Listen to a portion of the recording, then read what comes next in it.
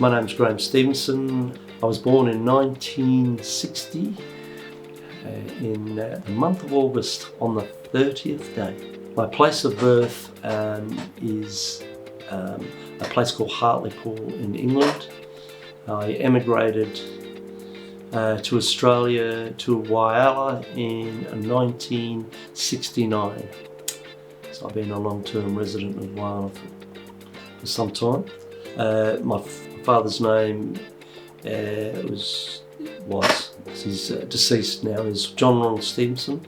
My mother's name was Sheila Stephenson. Both parents are deceased, had good lives. And I have two brothers. One brother is just deceased within the last month. My living brother's name is Phil Stephenson. He lives in Adelaide. He is retired, which is lucky. He's a lucky boy. I have no children. I have a friendship. So I'm recently, over the last 4 years, separated of a long-term relationship, but now have a nice friendship and good friends, good circle of friends. My father and mother were not musically inclined. My mother was a great supporter of music and in having to listen to me practice at a young age. So my two brothers, my youngest brother Phil, he plays drums, so he plays with me in a band in Adelaide called Road Worn. And my middle brother, he used to play bass guitar. So we were lucky we had the Partridge Family Band, if anyone remembers the Partridge Family. That's really the only musical influence within the family. I have extended family who make good living on music in England. I've had some success. Nothing to really brag about, but they're quite active. What message would I give to up-and-coming artists? I think that music is a very special trade, and if you're lucky enough to be able to play music every day, every breath is another tune. And practice. Don't take it too seriously, and keep it real. And don't be stuck with one genre of music. That's the most important lesson from me. I do not comment on any genre of music. I believe everyone has a right to listen to what they want, and if they're lucky enough to make it, I think that is special. What would you tell your 14-year-old self? I think that it's important, again, to be real, to practice and to pick something and master it. You know, sometimes in a young age we get sidetracked, which is part of youth. And if you're able to master music in an early age, imagine what you're going to be as you get older. So I think even if we're lucky enough to be able to do it now, that's I have a day job, which I'm very lucky to have another passion of being an arborist by day, with working for my local council, and having a passion for trees and training people, mentoring, and having a safety aspect of risk assessments,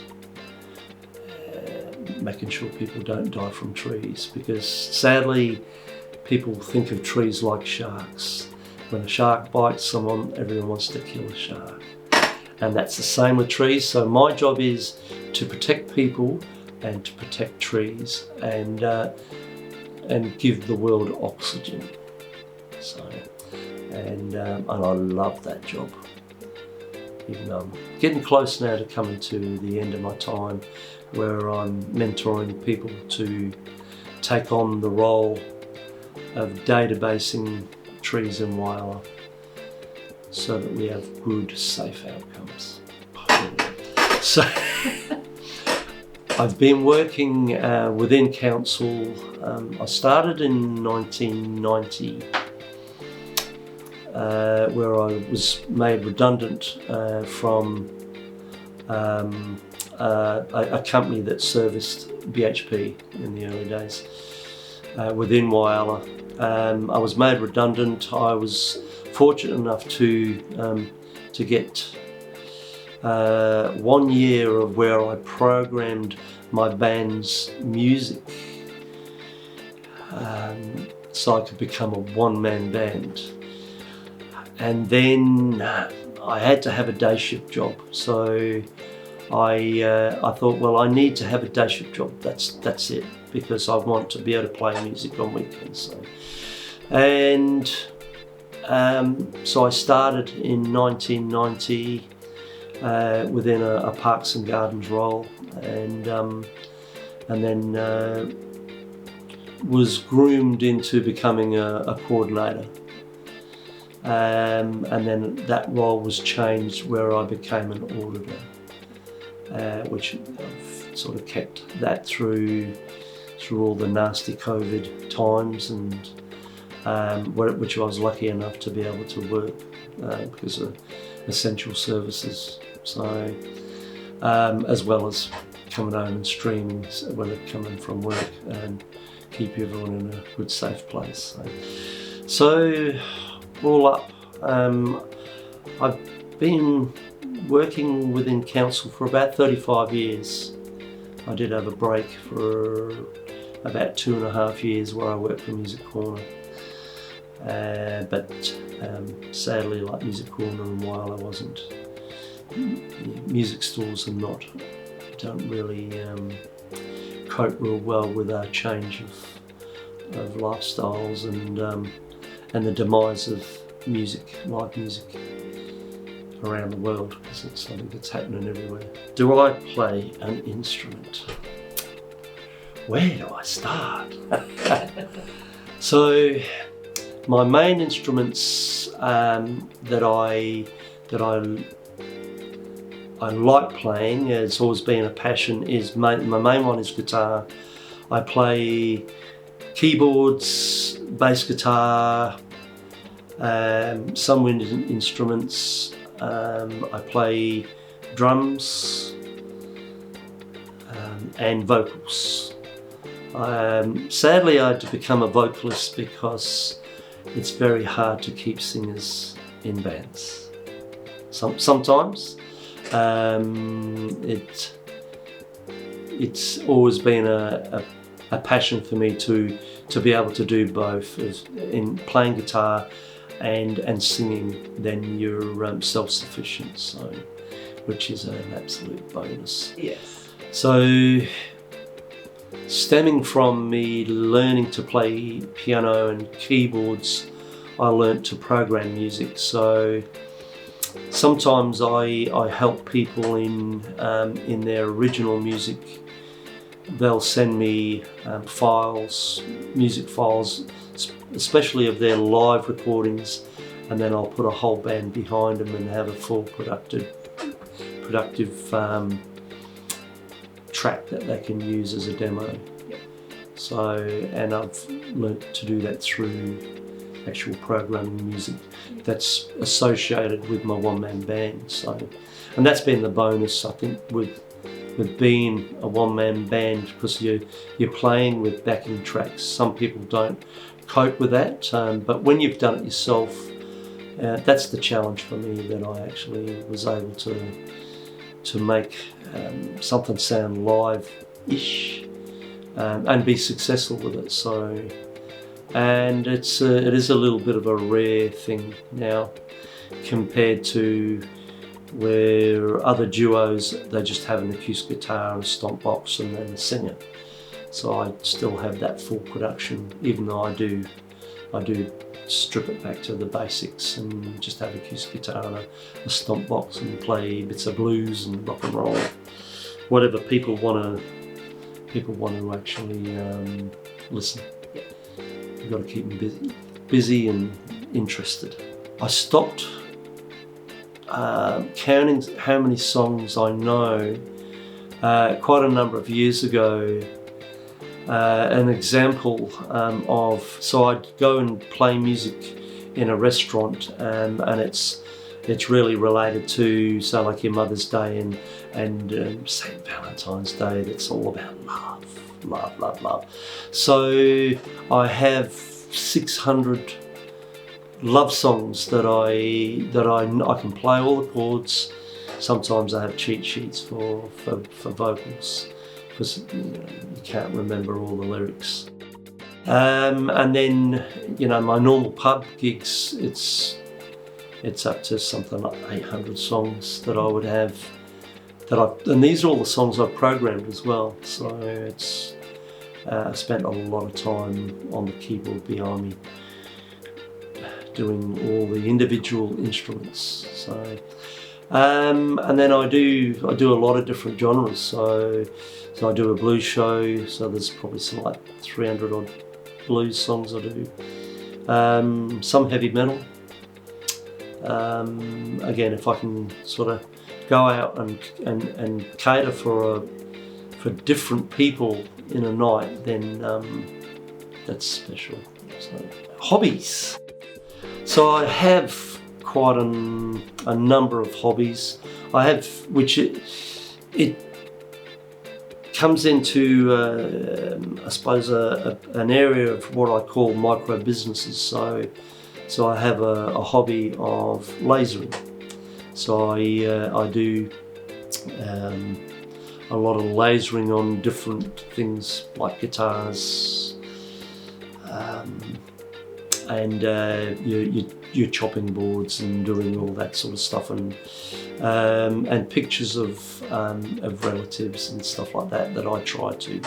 It is quite a hard hobby where it becomes a business then, because you have to achieve a very good goal, an outcome. So I suppose I still think of music as a hobby. So mentoring, I do a bit of that on the side, and that's probably more of a hobby rather than a business. I don't know, generally. If someone needs a hand, then I'm there to help. And motorbiking is my other hobby. Yeah, I've got an old classic bike that I twinkle with and get admired sometimes when I'm riding around. That's probably really it. A bit of mechanics sometimes, but I think my music takes up most of my time, really. But like I say, where I talk about lasering, and that's quite a long chore to achieve, considering that some of the drawings that you might put on something can take a whole day to burn. So, favourite music and favourite songs. I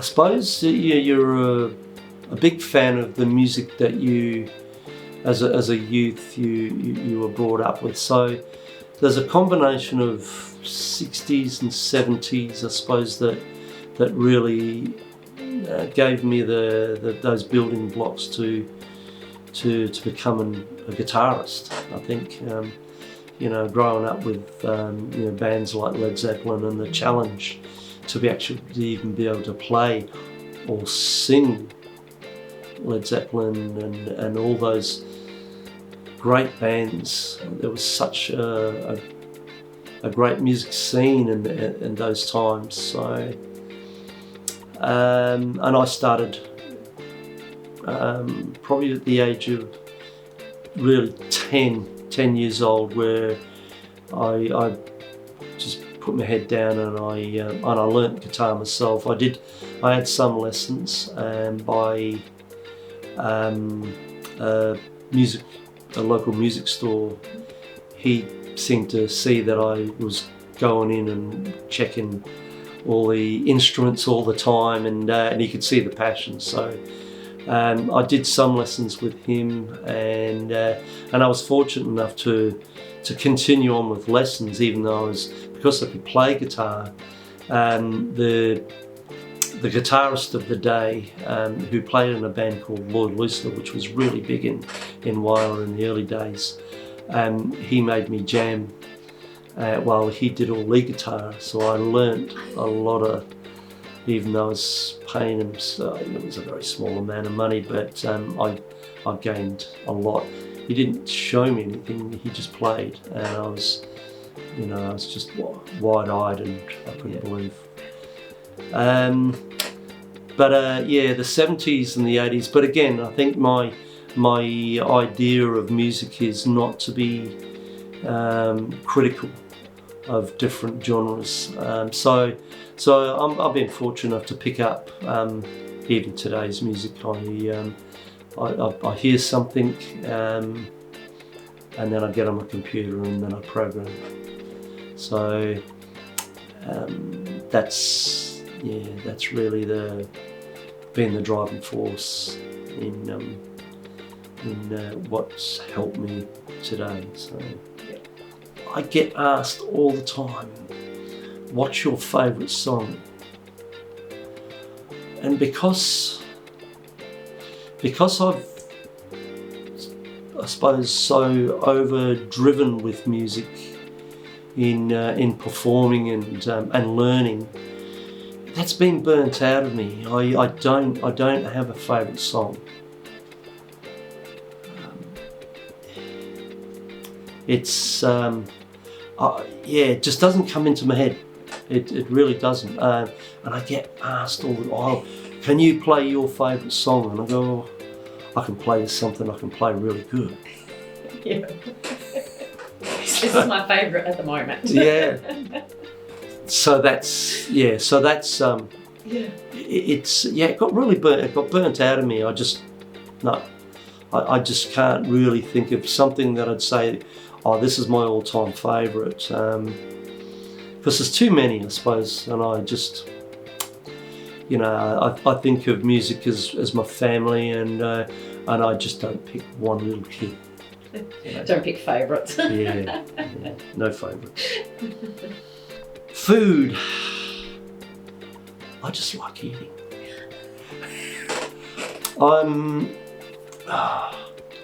I suppose I'm a traditional steak guy. I like a very good medium rare Scotch fillet. I love stir fries. I was a big fan of good Chinese and Asian foods. Love good pizza, and a good snitty. Yep. But I am sadly in my later life I've become celiac, which is not a bad thing. Sadly, when I'd be heading off out of town, and I would finish my day work, and then I'd have to head off, and I'm playing somewhere in Port Augusta or Port Pirie, and I had to make my next destination, and I'd be lucky enough sometimes to knock off early, but I'd always hit Kentucky or somewhere. Yeah, so sadly a musician's life is a takeaway life. It is pretty sad. You're always hitting the Tin Man or somewhere. Yeah. And so that has dramatically changed my life. I think it has for the better, and I've just got to be careful anyway. So within my role in council, I was fortunate enough to be within an essential service. So I went to work every day, and everyone was segregated. We were lucky enough, I was lucky enough to have my own ute, and I had a job that I checked, all the trees in Whyalla. So I get seen a lot around. There he is again. There's Red. That's my nickname by day, Red. Even though you can see my hair's not red anymore. Blame that on the job. And and then all of a sudden there was. I remember that I did this show at it was at the Tasman Hotel in Port Augusta, Tassie Tavern, and there was all of a sudden this word COVID came in, and they were going, oh, it's terrible, and we're all going to die, and now we're all going to have to stay home, and it was the first time that I actually streamed a show, and I had all the right technology, the cameras I had in this room, but I was too scared to do it. I don't know, I just didn't, and partly I just didn't have the time. And I streamed, and it went viral, and I couldn't believe the exposure I got just from that one show. And then all of a sudden I was getting calls from hotels in Adelaide, and they're going, we'd like to talk to you, and maybe you can come to Adelaide and in different places.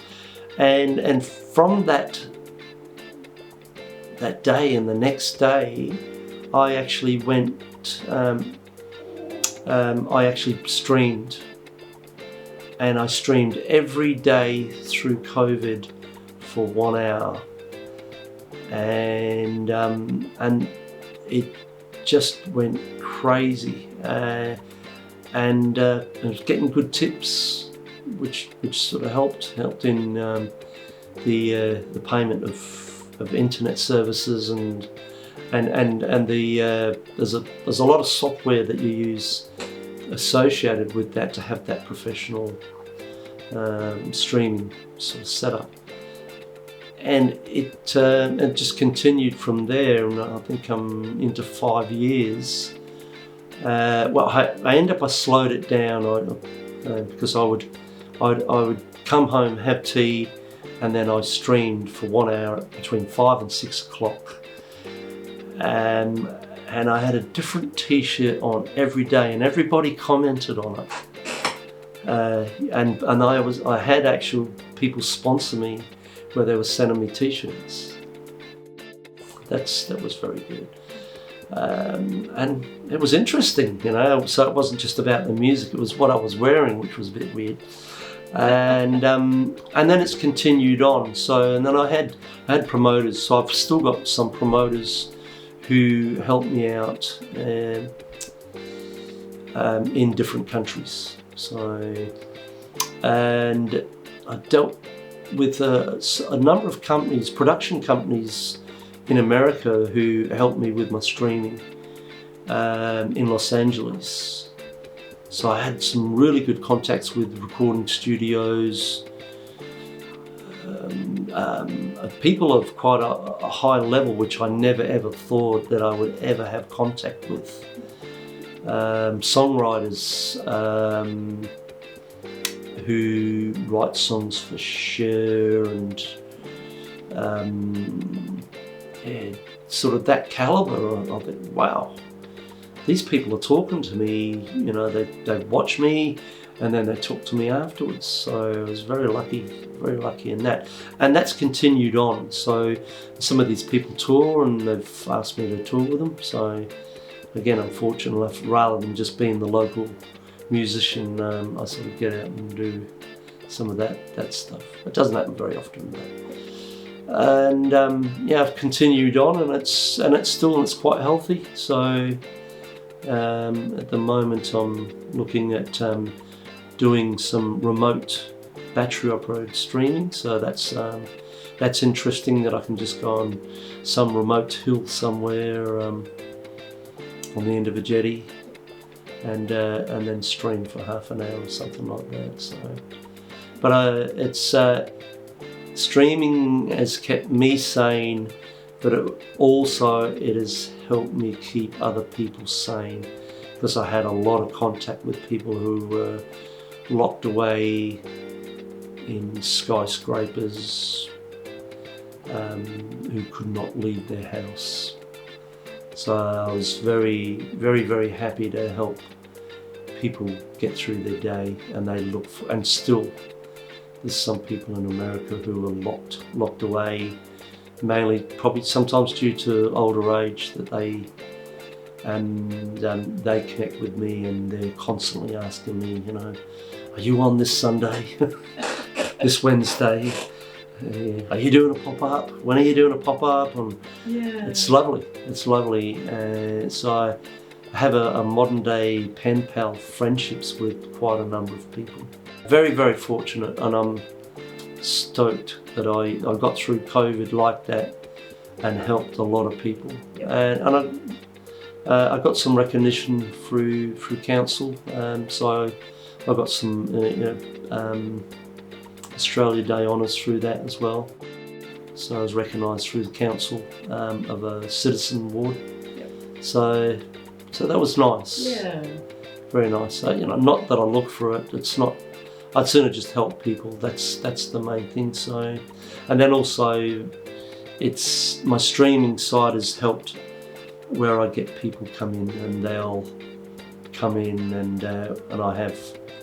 I do a stream for them, so we program music for them, and then they're out there in the world. So Yeah. that's really good. Again, within a mentoring thing, sometimes that's. Yeah. So I've got more coming up.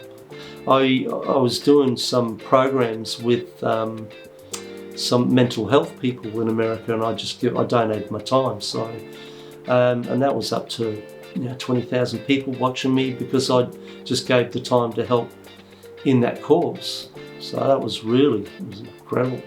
And then the help that I got from that was that they would come in and fix up some of the issues that I had with my streaming. So, and these were streaming studio television companies. Yeah. So if we don't follow within the technology, then you get left behind, and that's something that I've an IT interest and background that I like the challenges and see how far you can push it. And then with streaming, if you're lucky enough to have a studio to do it, then very good. I've had some really good Channel 7 people, I'm not sure whether they still work there or not, but they helped me out with the camera stuff. So yeah, and again, that was through COVID, so some of these people couldn't work either. And being spotted as well. That's within some of the Adelaide TV stations on stories and stuff like that, which is really, really good, exciting. Little old country bumpkin me. What would I like to be remembered for? I would like to be remembered that they couldn't pick any bad points about me. I think is probably the most, that I've been a good human being. And I've just helped people. I think I've just been a good human being. That sort of covers everything you do below. And I think if you leave the world and you're content that you've never upset anyone, I never meant to, I think then you've had a good worth. I think we all should do the best that we do in whatever life roles we take and be kind. That's it, I think. Be kind and helpful. Be very respectful for all ages.